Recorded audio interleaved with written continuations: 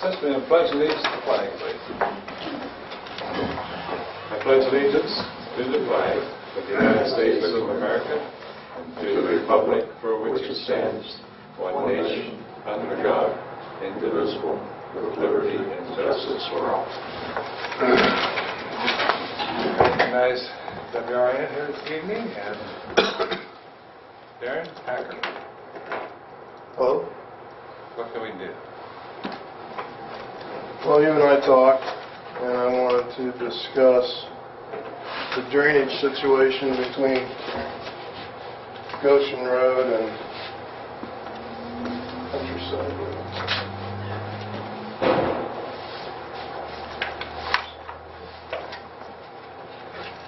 Is it K-U-R-M-A-N?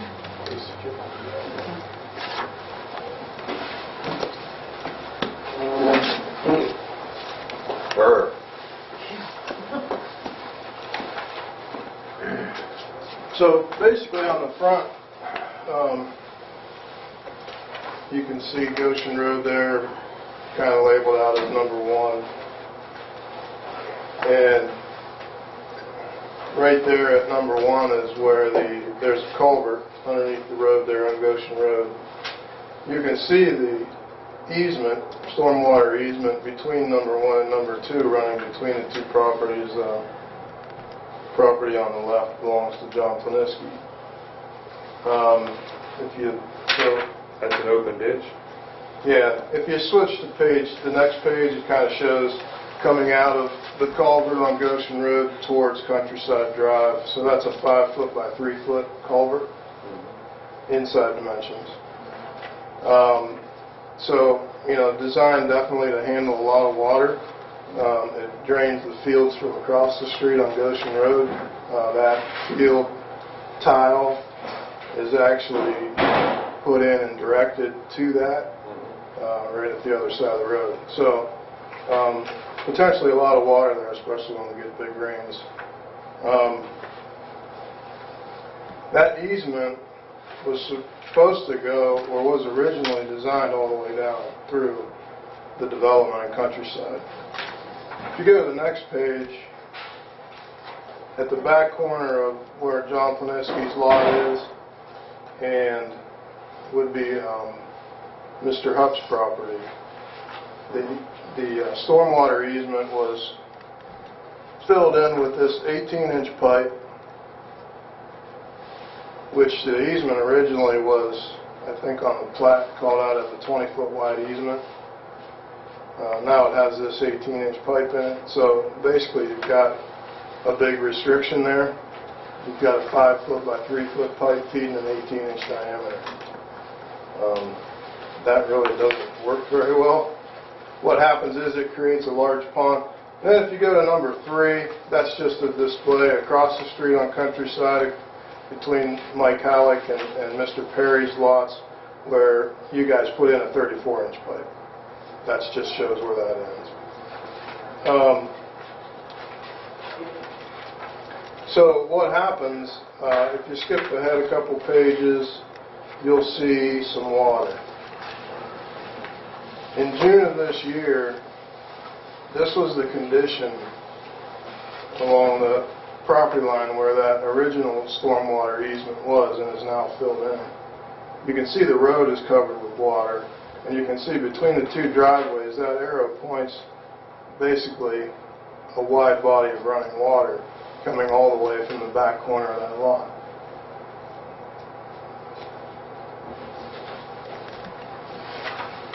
Is there a catch basin on the other side, on this side of that? There is a catch basin at the bottom between those two driveways right at the road. You can see it's really not capable of managing that flow of water. One of the problems is you get so much water from the back of between that culvert pipe towards the 18-inch pipe, and then you get a large pond built up back there, and then finally the flow of water is it's unmanageable for what's in it. And the other issue is when it gets to this catch basin, it has to make a hard left go underneath that driveway you see on the right, and then make a hard right and go underneath Countryside Drive down the 34-inch pipe that you guys put in.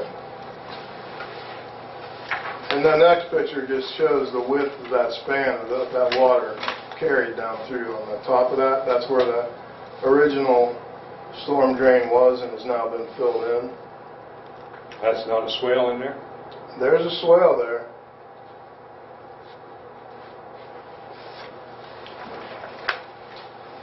Okay. If you look back at number 2, that pipe coming down through there will handle probably 75 or 90% of the rains that we do get, but the other 10% are going to be the ones that won't handle, but the swale was supposed to handle that. Well, it doesn't handle 75 to 90%, and I say that because ever since this has been filled in, one of the issues is the slope of the ground. The other issue, I believe, is the size of the catch basin up front, and there's a bunch of them. I talked to Bert Dawson about it. And the other issue is when it gets to the front, that catch basin has to make a hard left, run to another catch basin, make a hard right, and finally go underneath the road into the 34-inch pipe that is installed there. Goes across the road. There's too many bends for the flow of water coming from, all the properties in the countryside area, plus the farmland across the street. Now this, one of the next pages, you can see that catch basin down here on this page here. I mean, it's just swirling around it. And it has filled the road. You can see the height of it based on that mailbox across the street. And I think the slope of you mentioned the catch basin you guys put in on the other side of the street when you put that pipe in. The flow of the water and the slope of the land, ever since this storm drain was filled in, any decent amount of rain, it would always put water across the street to some amount and into Perry's front yard. The slope just doesn't, even when that ditch was wide open, the slope just doesn't go that direction. So that was a disadvantage there. And then, the next, you can see just looking down the street, this is actually from my front yard down towards the corner of Colonial and on Countryside. I mean, you can see the height of the water on that mailbox. I mean, this was basically, you could pass through it in a good four-wheel drive, but people were turning around. This was impassable to a normal passenger car. And this was just this skinny. Well, what I don't understand is the 36-inch we put in, why this water is running across Countryside and not going into that 36-inch. Even though I understand what you're saying, you got two right-hand or left and right-hand turn there to restrict the water flow, but the open swale in the ditch is evidently occurring this water to accumulate on the Countryside, and that was one reason that we closed that in over there and put a catch basin in there, was to take the water flow into that. Right. Yeah. So I wonder what's the matter with Countryside here and that catch basin that we put in next to Halleck's house. Yeah. Well, like I said, not to this degree that you see in here, but ever since that was filled in, you had a small amount of water that would come across the road and fill the front of Perry's. So it must be the grade, because that ditch, before you put the catch basin in, was wide open, so everything should have just shot right into it. Exactly. And it didn't. But it wasn't to this extent. Perry's would always get water laying in their front yard, and there would be water across the street, but it would be, maybe an inch. Yeah. It wasn't like this. Okay. Well, first of all, I think that we'll have Mr. Kendrick get a hold of the road supervisor and go out and see what the problem is there, because that water should flow right off that road. Yeah, honestly, I think it's just too much to handle it. I mean, Whether or not that catch basin is plugged up, I can't tell you that. I don't know that, but for some reason, it's not getting off the road at all.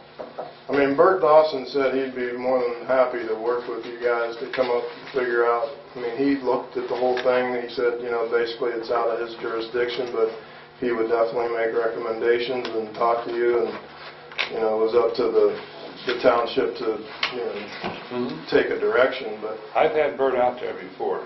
We had trouble up on Goshen Road, and I had Bert out there probably twice.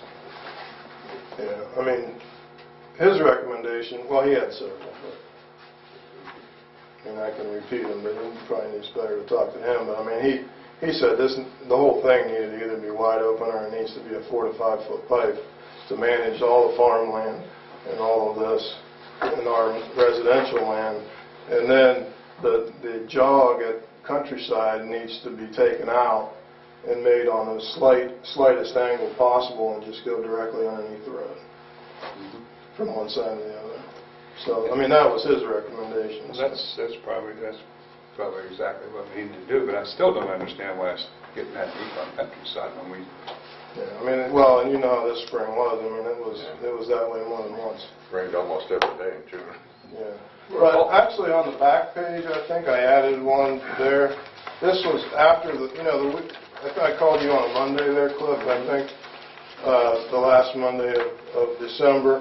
On Sunday, we had those, not torrential, just, well, you know, in summertime, farmers would call a nice soaker rain. Yeah. You can see the water coming from Goshen Road down underneath that culvert. That's a nice little stream. Shouldn't be any problem. Picture on the right is the effect of the 18-inch pipe trying to manage that water. So just the rain we just had. The swale is not right either, because that should have taken that out of there. No, this didn't cause a problem up by the road. No. I mean, this is just to say that this amount of flow, yeah, this isn't managing this amount of flow. I mean, that's, because even back here, the way this was put in, this makes a hard right in the back of this lot. Well, then if you'll go back to number 2, you'll see that the 18-inch pipe that's in there is about half plugged. So, one is, you know, I don't know how you get permission to modify an easement, or if you're just allowed to do whatever you want. The easement is our easement. So, I don't know who, I was under the impression that Mr. Hunt did this on his own. I could be totally wrong. I really don't know that. It was done shortly after he built his home, about the same time I did, and that would have been about 18 years ago. So probably 16, 17 years ago that was put in. And from the appearances, I never saw a Perry Township vehicle there. I saw that pipe get dropped off. I saw somebody dig a ditch and it got put in. So to me, that was him putting it in. But I could be completely wrong. Well, we can do what we need to do on the right-of-way. I don't know who put that in or how it was put in or why it was put in or anything else. But that right there is going to cause a problem with backflow. As much as that's plugged up, it needs to be. We'll have to go in there and grade that up. Yeah, I mean, I think at the end of the day, it's not going to manage the flow from the road anyhow. No, it won't manage the flow from the road, but then again, that's what that swale was supposedly in there for. Bert will tell you, if when you're doing an easement like that, or a length like that, is to put the pipe in and put a swale on top of it for the water that can't get through the pipe the swale's supposed to take. Yeah, he also told me that that wasn't going to manage the amount of water that was coming from across the street on that farmland either. Well, If it takes a 5-foot by 3-foot pipe to come under the road, an 18-inch pipe is not going to manage it. And the swale itself, one, is off grade. It's got a high spot in the back, so it really pulls up. I can see that from that one picture. Yeah, so it really pulls up back there. And then once it comes, it's really flowing, and if it doesn't stop raining, we've got basically another small river running down there. And the speed of flow, I think I think that's might be another issue is once it gets over that peak, it may be the speed of that flow and the grade downhill to that catch basin might just be too much too. But it's not going to... Well, it's a proven fact that an open ditch will carry more water than a tile ditch will. Right. It's friction and everything that builds up, and you can't flow through a tile as close as it can flow open ditch. Right. Well, we'll get out there and see what we can do with this. What's a good time to get a hold of you and a number? My home number is 337-9355. 9355? Correct. Anytime after 5:30 or... It's a maintenance crew that leaves at 3. I mean, if we plan ahead, I'm available to meet at lunchtime, or I can be there at noon. Were all these pictures taken on the 27th or just the ones on that back page? Just on the back page. The other ones were all taken in June of this year. Well, now last year, June. What was your name again? Darren, D-A-R-R-I-N. Ackerman, A-C-K-E-R-M-A-N. You live on Countryside? Yeah. Yeah, 208.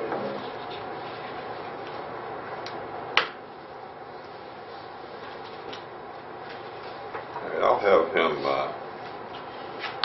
call you after 5:30. Any night? Yeah. Well, not Tuesdays. Not Tuesdays. My son plays basketball. Well, we'll dig into it and see what we can do. Yeah, I appreciate it. I mean, I think with the lots, there's now one lot left, so there's really no more open ditches basically left in the development, and I think it's just increased and gotten worse over time, and I think the rains in June really, amplified that. I honestly can't figure out that one down at the end of Countryside where we put the 36-inch in. I can't understand why that's doing that. Yeah. Yeah, it just seems to want to... Unless it's a build-up on the road that won't let it flow into that catch basin that's over there. The catch basin's plugged up.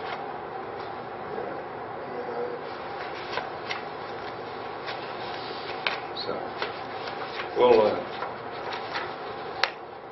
get into it. All right. I appreciate it. Thank you. Thanks for your time. Okay. Bruce? Gentlemen, ladies, What can we do for you? nothing right now, I think. Bill? I'm just here to be observed. Thank you. So I should turn this meeting over to the fiscal officer for a nomination for chairman. Are there any nominations for chairman for the board for 2016? I move the chairman be Cliff Mix. I'll second that. Trustee Rudabaugh? Yes. Trustee Kendrick? Yes. Trustee Mack? Yes. Okay, back to you, Cliff. Vice chairman for... A nomination for vice chairman? Nominate Don Rudebaugh.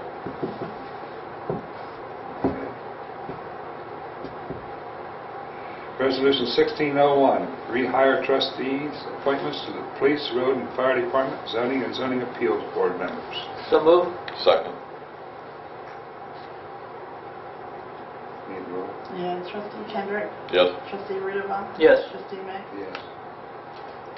Resolution 1602, the date and time of the meeting, including the sunshine laws. So move. Second. Trustee Mack? Yes. Trustee Kendrick? Yes. Trustee Rudabaugh? Yes. Okay. Under new business, we received the reports for 2016 and the annual reports are available.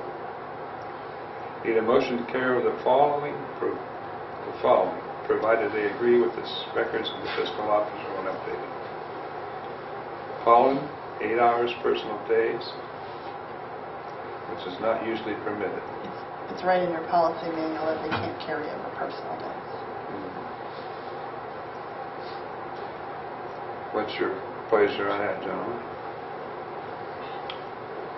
I'd refer that to you since that's your department. Okay. It's in our policy that we don't carry it over. So I guess we'll not carry it over. So do I pay him for not taking it? Or is it a last day? Well, he has the hours come, but 8 hours coming is a personal day, so I suppose we'll have to end up paying. Okay. Patrolman Jordan Reynolds, 28.75 hours of compensation time. Is that in the manual that we can do that, Susan? It's not in the manual that we can do that much, but we have done that much before. We haven't had a qualm about comp days. Okay, then I'll still move on that one. I'll second.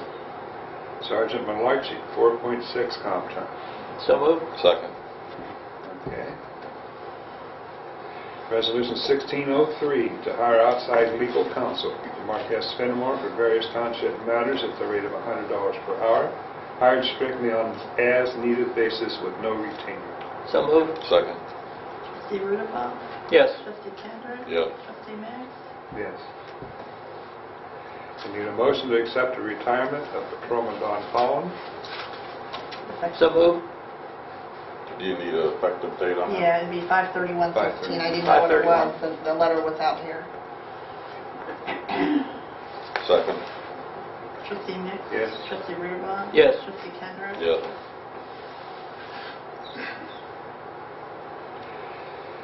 We need 2 members for the zoning board for the township.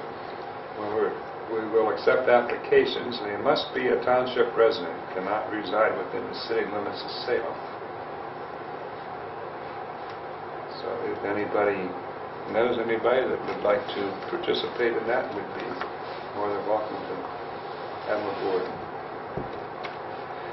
Any other new business we need to discuss? We have bids started today for the new storage building. It's in today's paper. The bids will close on 1/25/16, and we will open the bids at the meeting at 6:30 that night. Anybody wanting bid packets can call the maintenance department at 330-337-7266. Okay. Any old business to discuss? The approval of the minutes and the financial statements of 12/14/15. So move. Second. Fiscal officer's announcements. You're signing checks and ACHs for $2283.49.